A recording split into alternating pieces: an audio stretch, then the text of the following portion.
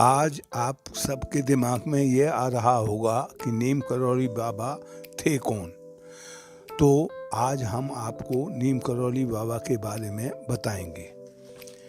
वैसे उत्तर प्रदेश के आगरा जिले के नागौर गांव समूह के अकबरपुर गांव में एक कुलीन साम्रांत वैभवपूर्ण ब्राह्मण परिवार में प्रगटे श्री लक्ष्मीनारायण शर्मा बाबा जी महाराज धन धान्य से परिपूर्ण संपत्ति युक्त अपने पूर्वों की जमींदारी या वैभव की बाल्यावस्था किशोर अवस्था के बीच में वे त्याग कर घर से निकल गए थे। जन कल्याण अवतरित जन्म से अंतर्मन से परम बैरागी बाबा जी के लिए विमाता का व्यवहार एकमात्र बहाना बन गया। गृह त्याग हेतु अकबरपुर की एक वृद्धा के अनुसार बाकी डोर तो सदा राम में लागी रहती और पैतृक घर से निकलकर जानकारी के अनुसार वे सुदूर गुजरात प्रदेश के मोरबी नामक स्थान से लगभग 40 किलोमीटर दूर एक वैष्णव संत के पास बबनिया नामक गांव में 6-7 वर्ष तक तथाकथित योग साधना में रत रहे। यही उनका बाबा लक्ष्मण दास पड़ गया। इस कथित साधन काल में वे अधिकतर वही एक तालाब में भी गर्दन तक डूबे संसार से दूर रहते थे और तभी उन्हें तलैया बाबा का भी उपाधि मिल गई। कहा जाता है कि गांव के लड़के गाय बकरी चराने जब वहां आते थे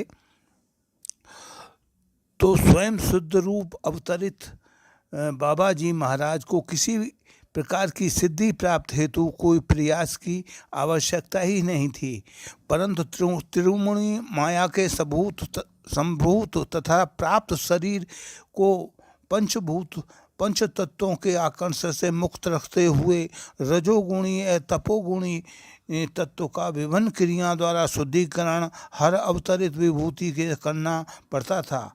राम ने भी किया है, कृष्ण ने भी किया है। गुरु आश्रमों में रहकर और अवतरित संत करते रहते हैं। इस संदर्भ में महाराज जी ने स्वयं अपने मुख से अपने मौज भक्त से कहा डाला, पूरन 17 वर्ष की उम्र में ही हमें कुछ कहने के लिए बाकी रह गया था, अर्थात त्रिगुणात्मक काया का पूर्ण रूपेण परिष्करण को हो चुका था। इसके बाद बाबा जी की नीम करौली की गुफा निवास एक कौतुक मात्र था। अवतार के उद्देश्य से भगवत हित त्यागी की मूर्ति हेतु उपयुक्त समय की प्रतीक्षा में जैसा नीम करौली में तथा उनके उपरांत की गई लीलाओं से स्पष्ट है।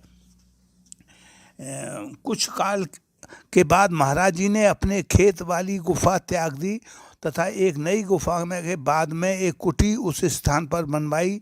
जी संयुक्त बने काले वृक्ष के 20-25 गज दूर तक उत्तर पश्चिम की ओर वैसे ही उस स्थान पर निकृष्ट था जहाँ पास से मनुष्य उनके गधे और सभी विष्ठा करते थे, परंतु सकल भूमि गोपाल जी बाबा ने कोई रोक कारण नहीं हो सकता था। शीघ्र ही वह कुछ हटकर पेड़ के पास महाराज जी ने एक हनुमान विग्रह की स्थापना भी की कर बिना उसके ऊपर वर्तमान रूप मंदिर नुमा भवन बनवाए। मूर्ति दीवार के सटकर सीमेंट की बनाई गई।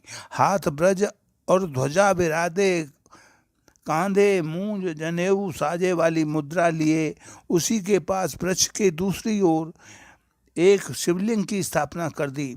एक हवन कुंड बनवा लिया और वहीं महाराज जी की चौपाल भी लगने लगी थी। भक्तों के गांव वालों की भीड़ एक कीर्तन भजन तथा भिन्न भिन्न पौराणिक एवं अन्य प्रकरणों की वार्ताओं में यहीं चलती रहती। इस मंदिर में पूर्ण रूपेण यथाविधि प्रतिष्ठान में बाबा जी महाराज एक माह के हवन कुंड महोत्सव का भी आयोजन किया। लीला नामक इस यज्ञ में जगह जगह से प्राप्त सैकड़ों भवन सामग्री व घी आदि का उपयोग हुआ। इस प्रकार व्रत भंडारा भी आयोजित हुआ, जिससे आसपास के गांव के जिलों से आए हजारों स्त्री पुरुष, बाल वृद्ध, युवक युवतियां नित्य हलवा पूरी आलू का प्रसाद पाया। इसी अवसर पर बाबा जी महाराज ने अपने जटाओं का भी विसर्जन कर दिया। इसके बाद महाराज जी प्रसिद्ध ख्याति स्वयं चहुं ओर फैलने लगी और दूर दूर से भक्त, जिज्ञासु, आरती दीन दुखी उनका अमोघ आशीर्वाद पाने के लिए नीम करौली आने लगे। अब तक का यह नगण्य गांव एक तीर्थ का रूप ले उठा और इसके अधिष्ठा मृत्यु रूप हनुमान जी के शरीर रूप में बाबा जी महाराज समन हो गए। मानो